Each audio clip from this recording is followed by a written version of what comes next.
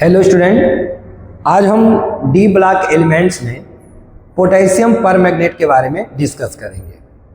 पिछले लेक्चर में हम लोगों ने डी ब्लॉक एलिमेंट्स के एक अदर कंपाउंड पोटेशियम डाइक्रोमेट्स के बारे में डिस्कस किया। उसका हम लोगों ने प्रिपरेशन देखा, प्रॉपर्टी देखा, क्रोमेट और डाइक्रोमेट आयन का स्ट्रक्चर देखा। पोटेशियम परमैंगनेट यह एक गुड ऑक्सीडाइजिंग एजेंट होता है in organic chemistry. Organic chemistry में हम इसका यूज जो है as a good oxidising agent के फॉर्म में करते हैं। यह लैब में रिएजेंट के फॉर्म में यूज होता है। इसका यूज हम लोग बेयर्स रिएजेंट बनाने में करते हैं। बेयर्स रिएजेंट क्या होता है? अल्कलाइन केमनोफोर सॉल्यूशन को हम लोग बेयर्स रिएजेंट बोलते हैं, जिसका यूज अनसैचुरेशन टेस्ट में होता है। और इसका यूज हम लोग वॉल्यूमेट्रिक एनालिसिस में भी करते हैं, टाइट्रेशन में भी करते हैं। अगर हम इसके मेथड ऑफ प्रिपरेशन की बात करते हैं तो पोटेशियम परमैंगनेट का जो ओर होता है वो पायरोलुसाइट ओर होता है। पायरोलुसाइट ओर MnO2। तो पोटेशियम परमैंगनेट जो होता है वो पायरोलुसाइट ओर से बनाया जाता है। हम क्या करते हैं कि पायरोलुसाइट ओर लेते हैं MnO2 और उसके अंदर हम लोग KOH डालते हैं और ऑक्सीजन के प्रेजेंस में हम इसको हीट करते हैं। ठीक है, हमने क्या लिया? पायरोलुसाइट ओर लिया, KOH के साथ ऑक्सीजन के प्रेजेंस में क्या किया? हीट किया। तो जब हम हीट करते हैं तो हमको मिलता है K2MnO4। K2MnO4 मिलता है, प्लस हमको मिलता है H2O। ठीक है, अब ये जो K2MnO4 बनता है इसको हम लोग बोलते हैं पोटेशियम मैग्नेट। पोटेशियम मैग्नेट जिसका कलर जो होता है ग्रीन कलर का होता है। तो सबसे पहले हम लोग क्या करते हैं कि जो पायरोलुसाइट ओर होता है उस पायरोलुसाइट ओर को साइड ओर को KOH के साथ ऑक्सीजन के प्रेजेंस में गर्म करते हैं और ग्रीन कलर का हमको पोटेशियम मैग्नेट मिल जाता है। देखिए स्टूडेंट, एक चीज ध्यान रखिएगा कि यहाँ पर दो चीजें आएंगी। एक होता है मैग्नेट आयन MnO4-2, इसको हम लोग बुलाते हैं मैग्नेट आयन,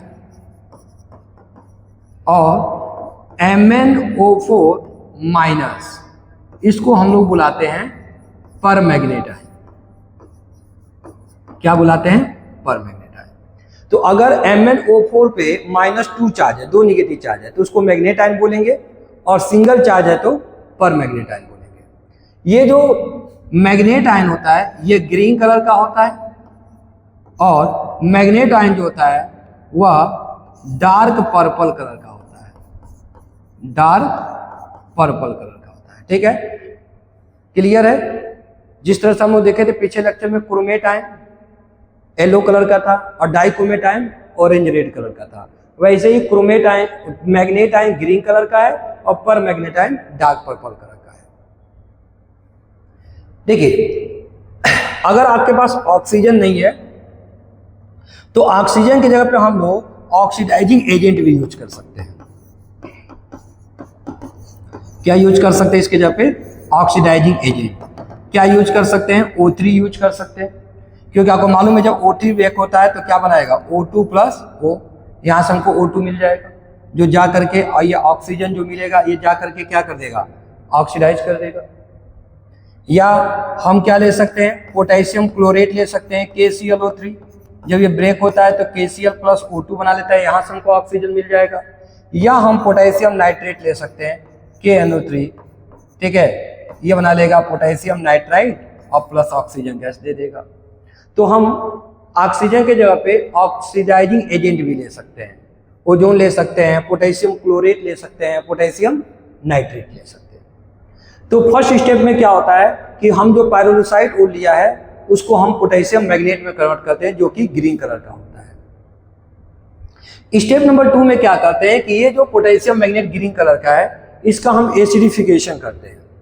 क्या करते हैं? एसिडिफिकेशन करते हैं। K2MnO4 इसमें हम एसिड मिलाते हैं। ठीक है, conversion of potassium magnet into potassium पर मैग्नेट। दूसरे स्टेप में हम लोग क्या करते हैं कि पोटेशियम मैग्नेट को हम पोटेशियम पर मैग्नेट में क्या करते हैं, कन्वर्ट करते हैं। तो क्या करते हैं यहाँ पे हम लोग, यहाँ पर हम लोग इसमें एसिड डालते हैं जिससे K2MnO4 कन्वर्ट हो जाता है किसमें, KMnO4 में, प्लस हमको मिलता है MnO2 और प्लस हमको मिलता है H2O। ठीक है, हमारा जो पोटेशियम मैग्नेट था जो कि ग्रीन कलर का था, ये कन्वर्ट हो जाता है पोटेशियम पर मैग्नेट जो कि डार्क पर्पल कलर का है। अब इस रिएक्शन को अगर आप ध्यान दें स्टूडेंट, तो ये इस रिएक्शन में अगर मैग्नीज का ऑक्सीडेशन स्टेट निकालें तो पोटेशियम का 2 हो गया, X -8, -8 और +2 -6, और उधर जाएगा तो क्या हो जाएगा +6। यहाँ मैग्नीज का ऑक्सीडेशन स्टेट +6 आ रहा है, और यहाँ देखेंगे तो 1 -8 प्लस -7, उधर जाएगा तो क्या हो जाएगा +7, और ये X -4 और -4 उधर जाएगा तो क्या हो जाएगा +4। आप देख रहे हैं कि यहाँ पर मैग्नीज जो है +6 से +7 में भी जा रहा है और +6 से +4 में भी जा रहा है। जब यह +6 से +7 में गया तो इसका ऑक्सीडेशन हुआ, और जब यह +6 से +4 में गया तो इसका क्या हुआ, रिडक्शन हुआ। और हम जानते हैं कि ऐसे रिडॉक्स रिएक्शन जिसमें एक ही एलिमेंट का ऑक्सीडेशन भी होता है और उसी एलिमेंट का क्या होता है, रिडक्शन भी होता है, तो इस रिएक्शन को हम लोग क्या बोलते हैं, डिसप्रोपोर्शनेशन रिडॉक्स रिएक्शन। तो स्टेप नंबर 2 जो है वह एक डिसप्रोपोर्शनेशन रिडॉक्स रिएक्शन है, और इस तरह से हम लोग क्या बना लेते हैं, पोटेशियम परमैंगनेट बना लेते हैं। तो पहले स्टेप में हमने क्या किया, फर्स्ट स्टेप में हमने पायरोलुसाइड ओर को पहले पोटेशियम मैग्नेट में कन्वर्ट किया, फिर हम लोगों ने पोटेशियम मैग्नेट में एसिड डाल करके और डार्क पर्पल का पोटेशियम मैग्नेट बनाया। एक दूसरा मेथड भी होता है जिसको लैब मेथड बोलते हैं, काफी इंपॉर्टेंट मेथड है जो सीबीएसई बोर्ड में पूछा जाता है अक्सर। हम क्या करते हैं, इसमें मैग्नीज का कोई भी ऐसा सॉल्ट लेते हैं +2 वाला, जैसे MnCl2 ले सकते हैं, MnO ले सकते हैं, ठीक है, और इसका रिएक्शन कराते हम लोग हैं परऑक्सो डाइसल्फेट आयन के साथ। किसके साथ, परऑक्सो डाइसल्फेट आयन के साथ। ठीक है, जब परऑक्सो डाइसल्फेट आयन के साथ इसका रिएक्शन कराते हैं तो ये जो मैग्नीज +2 है ये कन्वर्ट हो जाता है परमैंगनेट आयन में। परमैंगनेट आयन का मतलब MnO4 पे माइनस चार्ज, यहाँ से हमको परमैंगनेट आयन बन जाता है, और ये जो परऑक्सो डाइसल्फेट आयन है ये कन्वर्ट हो जाता है सल्फेट आयन में। किसमें कन्वर्ट हो जाता है, सल्फेट आयन में। ठीक है, तो यहाँ पर ये हमको देता है 2SO4। ठीक है, और यहाँ पर देखिए 4 ऑक्सीजन है, तो 4 ऑक्सीजन, तो ऑक्सीजन बैलेंस करने के हम यहाँ पर क्या यूज कर लिए, 4H2O। देखिए एक मैग्नीज, सल्फर 2 हो गया, ऑक्सीजन 4 दूनी 8, 8 4 12 हो गया, तो 8 और 4 12 हो गया, हाइड्रोजन कितना हो गया 8, तो यहाँ पर क्या कर देंगे 8H+ है। ये मेथड आपसे सीबीएसई बोर्ड में आप देखेंगे कई बार पूछा गया है कि पोटेशियम परमैंगनेट का, ठीक है, बनाने का लैब मेथड बताइए। ठीक है, तो ये हमारे पास 2 मेथड हो गए, आप इसका स्क्रीनशॉट लीजिए। फिर हम लोग प्रॉपर्टीज में चलते हैं, फर्स्ट सेकेंड नेक्स्ट।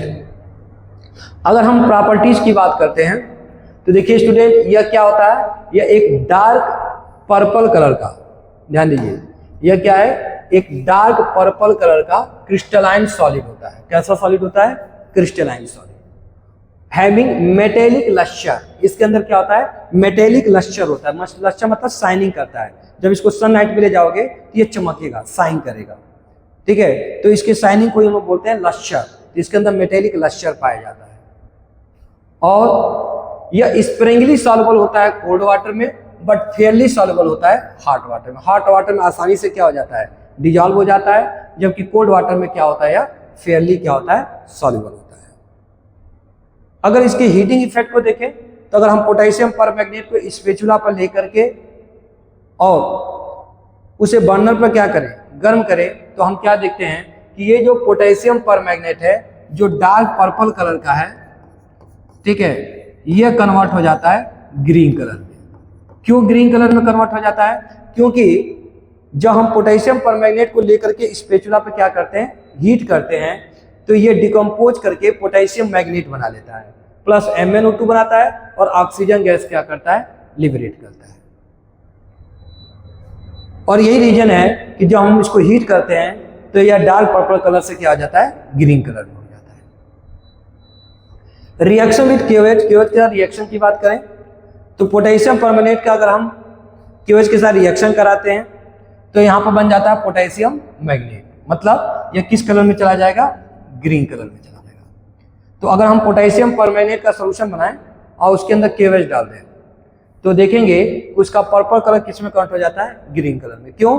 क्योंकि यह KOH के साथ रिएक्शन करके और क्या बना लेता है, पोटेशियम मैग्नेट बना लेता है, प्लस H2O और क्या लिबरेट करता है, ऑक्सीजन गैस लिबरेट करता है। ठीक है स्टूडेंट। नेक्स्ट अगर हम बात करते हैं कि ये जो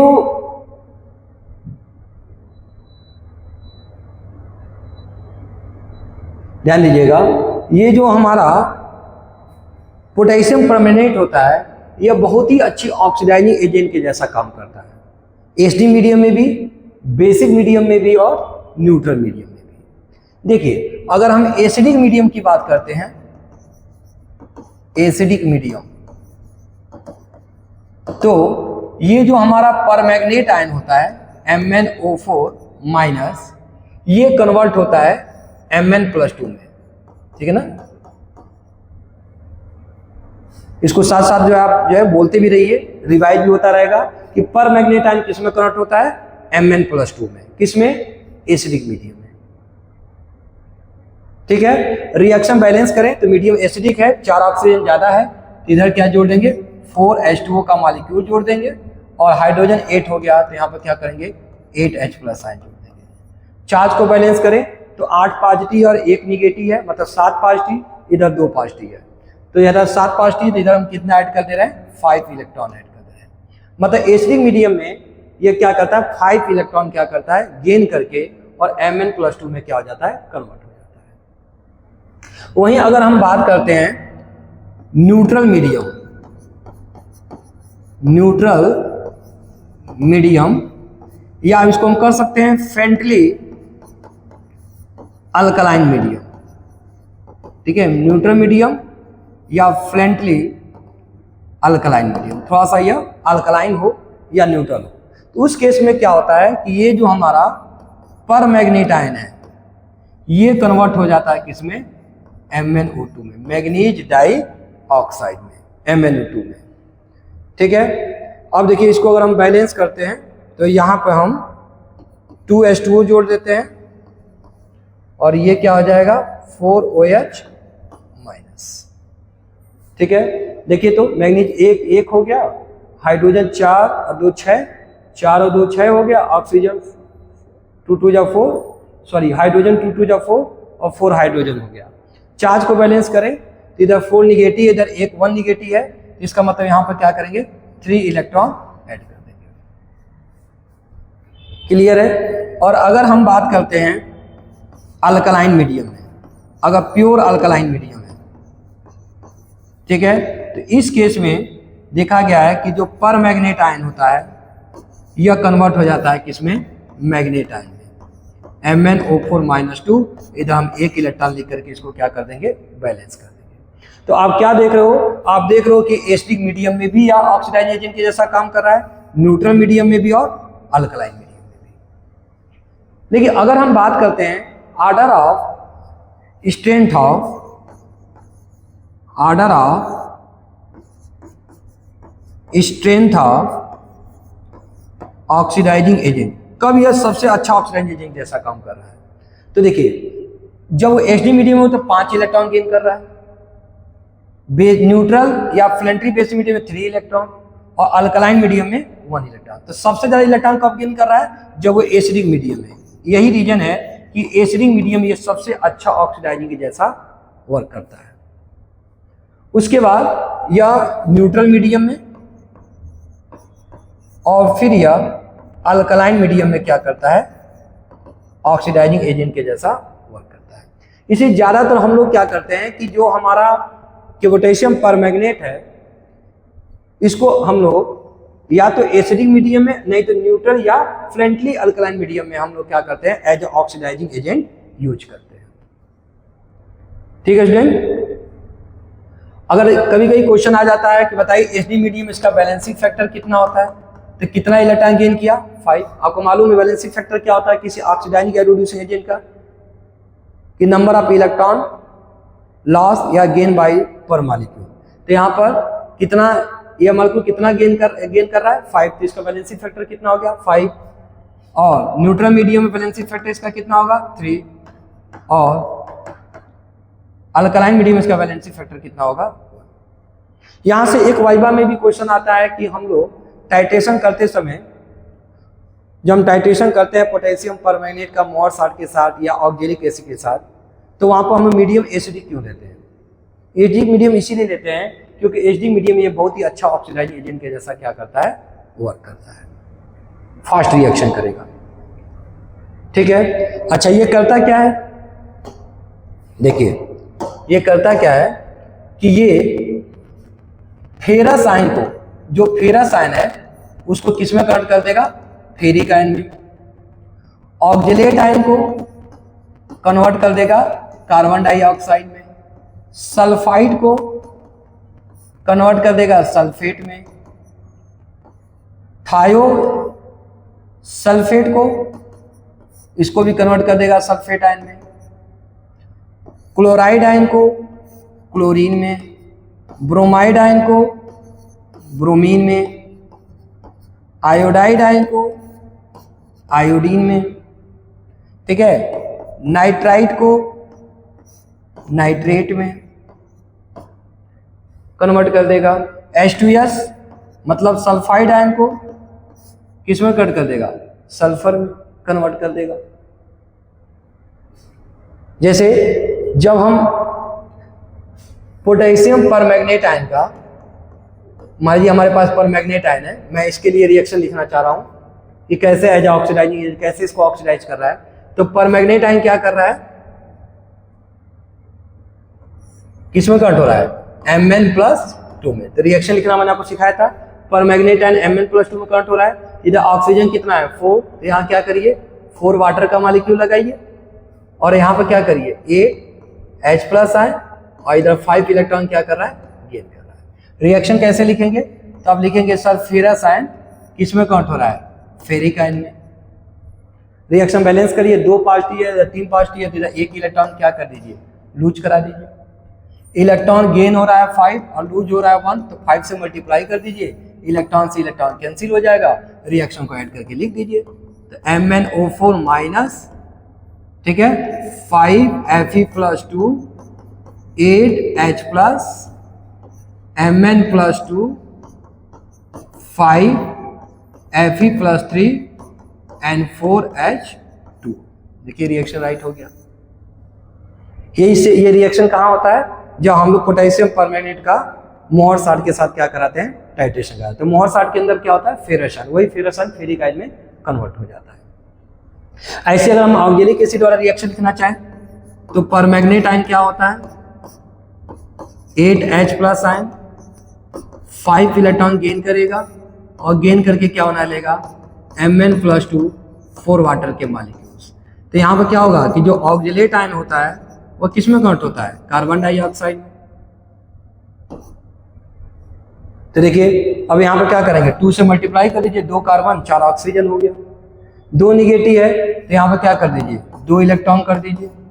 अब इसमें क्या करिए, 5 से मल्टीप्लाई करिए, इसमें आप किससे मल्टीप्लाई करिए, 2 से। 10 से 10 कैंसिल हो जाएगा, रिएक्शन को बैलेंस करके राइट कर दीजिए। यहाँ पर क्या हो जाएगा, 2MnO4 माइनस, और ये क्या हो जाएगा, 5C2O4 -2, ठीक है, प्लस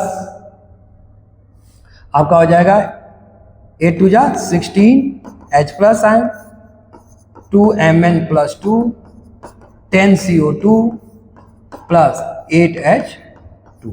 ये देखिए रिएक्शन बैलेंस्ड।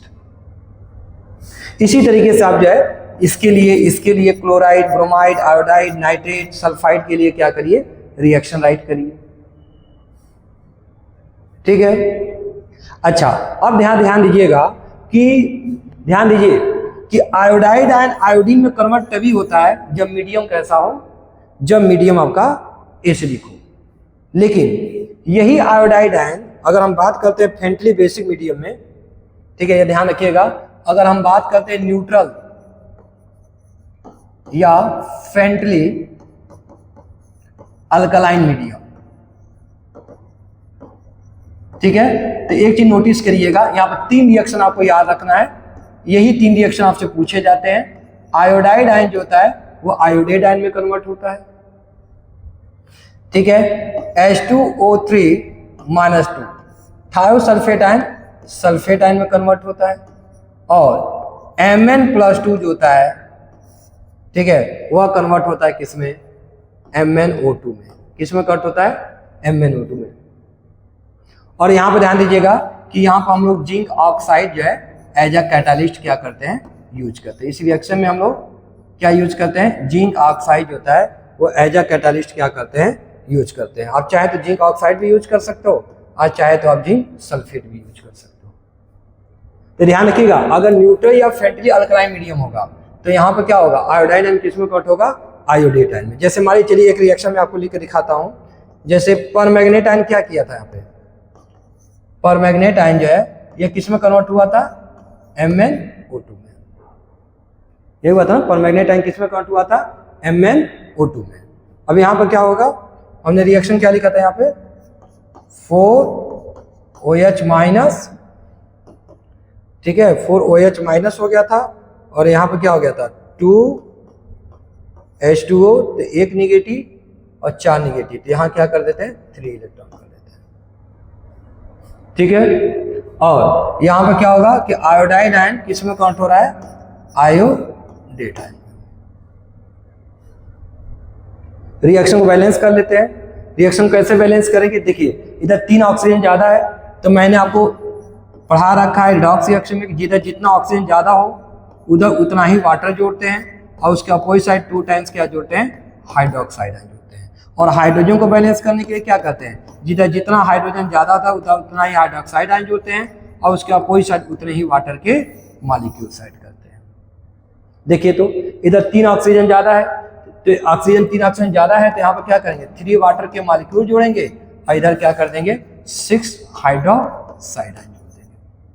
देखिए तो एक आयोडीन 6 ऑक्सीजन, 3 6 ऑक्सीजन, हाइड्रोजन 6 है, 3 दूनी 6 हाइड्रोजन भी है, 4। देखिए तो इधर 1 निगेटिव है, इधर क्या है, 6 और 1 7 निगेटिव है, इधर 7 निगेटिव, इधर 1 ही निगेटिव है, मतलब इधर 6 निगेटिव क्या है, ज्यादा है।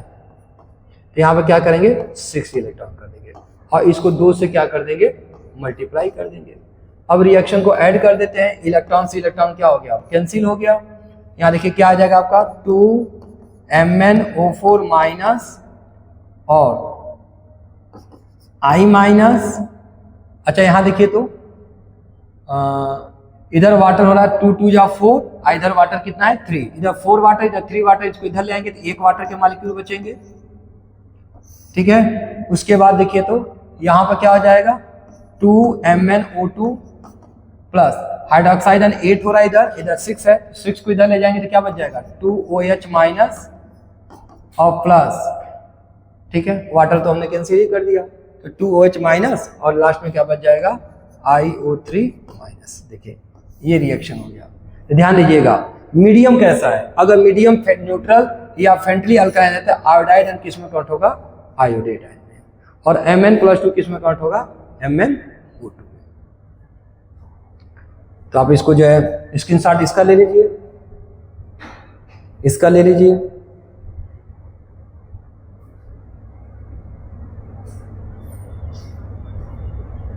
ले लिए फर्स्ट सेकेंड। देखिए यह क्या हो जाएगा,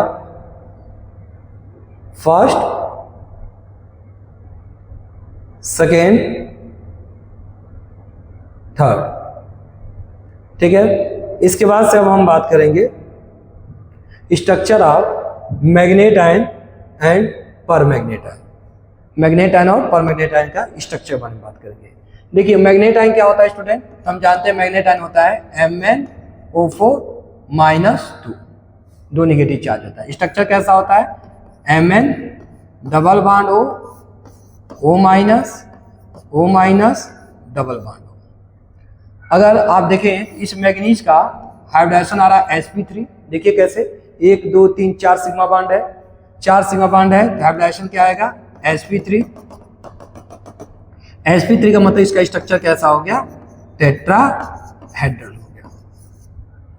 ठीक है, लेकिन यहां पर ध्यान दीजिएगा कि all manganese oxygen bonds are equivalent, are manganese oxygen bond are equivalent. क्यों, ड्यू टू रेजोनेंस, क्योंकि यहाँ रेजोनेंस के कारण क्या होता है कि जितने भी मैग्नीज ऑक्सीजन बॉन्ड है ये सब के सब क्या है, इक्वल है। देखिए O O O और ये क्या हो गया -2। ठीक है, कभी इलेक्ट्रॉन यहाँ पे है, कभी इलेक्ट्रॉन यहाँ पे है, कभी इलेक्ट्रॉन यहाँ पे है, कभी इलेक्ट्रॉन यहाँ पे, सारे जो है बॉन्ड्स इक्विवेलेंट है। ठीक है, वहीं अगर हम बात करते हैं पर मैग्नेट आयन का, तो पर मैग्नेट आयन क्या होता है, मैंने बताया था MnO4 कैसा चार्ज होता है, एक निगेटिव। तो यहाँ पर क्या हो जाएगा Mn double bond O double bond O double bond O minus. यहाँ पर भी अगर मैग्नीज का देखिए तो हाइब्रिडाइजेशन क्या है sp3 है। sp3 का मतलब इसका भी स्ट्रक्चर कैसा हो गया, इसका भी स्ट्रक्चर हो गया टेट्राहेड्रल। ठीक है, और इसमें भी अगर देखा जाए तो मैग्नीज और ऑक्सीजन बॉन्ड जो है, ठीक है, each manganese oxygen bond are equivalent. क्यों इक्विवेलेंट है, ड्यू टू रेजोनेंस के कारण यहाँ पर एक नेगेटिव है। ठीक है, तो हम यहाँ पर भी यही कहते हैं कि all the manganese oxygen bonds are equivalent. क्यों है, ड्यू टू रेजोनेंस। अच्छा स्टूडेंट, एक चीज और देखिए यहाँ पे कि जो परमैग्नेट आयन होता है यह पर्पल कलर का होता है, डार्क पर्पल। ठीक है, और ये किस कलर का होता है, यह किस कलर का होता है, ग्रीन कलर का।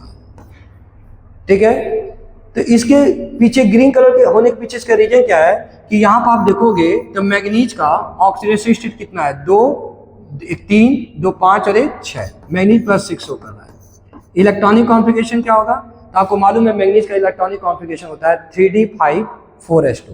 तो 4s से 2 इलेक्ट्रॉन चल जाएगा और 3d5 से 4 इलेक्ट्रॉन चल जाएगा, तो बचेगा यहाँ पे क्या 3d1 4s0। तो इसके पास एक अनपेयर्ड इलेक्ट्रॉन है, इसी अनपेयर्ड इलेक्ट्रॉन के कारण यह ग्रीन कलर का है, और ग्रीन कलर के साथ साथ यह इसका नेचर कैसा होता है, पैरामैग्नेटिक होता है, पैरामैग्नेटिक होता है। आपको मालूम है कि जिसके पास अनपेयर्ड इलेक्ट्रॉन होता है वो पैरामैग्नेटिक होता है। जबकि अगर यहाँ पर देखें तो यहाँ मैग्नीज का ऑक्सीडेशन स्टेट कितना है, +7। देखिए 2 2 4 2 6 और 1 7, +7 शो कर रहा है। तो +7 का मतलब इसका इलेक्ट्रॉनिक कॉन्फ़िगरेशन क्या हो गया, 3d04H। इसके डी में तो कोई इलेक्ट्रॉन नहीं है, लेकिन फिर भी यह क्या शो कर रहा है, फिर भी यह शो कर रहा है डार्क पर्पल कलर। तो इसके पीछे क्या रीजन है कि हम मैग्नीज का ऑक्सीडेशन स्टेट +7 है और टोटल ऑक्सीजन पे ऑक्सीडेशन स्टेट कितना है, तो देखिए 1 ऑक्सीजन पे -2, तो 4 ऑक्सीजन पे -1। तो यहाँ पर चार्ज का इतना डिफरेंस है।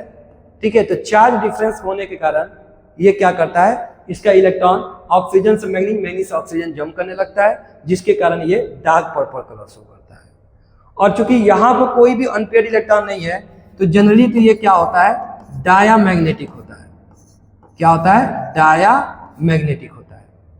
लेकिन अगर इसको हम हीट करते हैं, स्ट्रॉन्ग हीटिंग करते हैं, तो ये क्या हो जाता है, वीकली, बहुत ज़्यादा नहीं लेकिन वीकली पैरामैग्नेटिक बिहेवियर क्या करता है, शो करता है। ठीक है स्टूडेंट, तो ये आपका होगा structure of manganate ion and परमैग्नेट ion. आप इसका स्क्रीनशॉट ले लीजिए।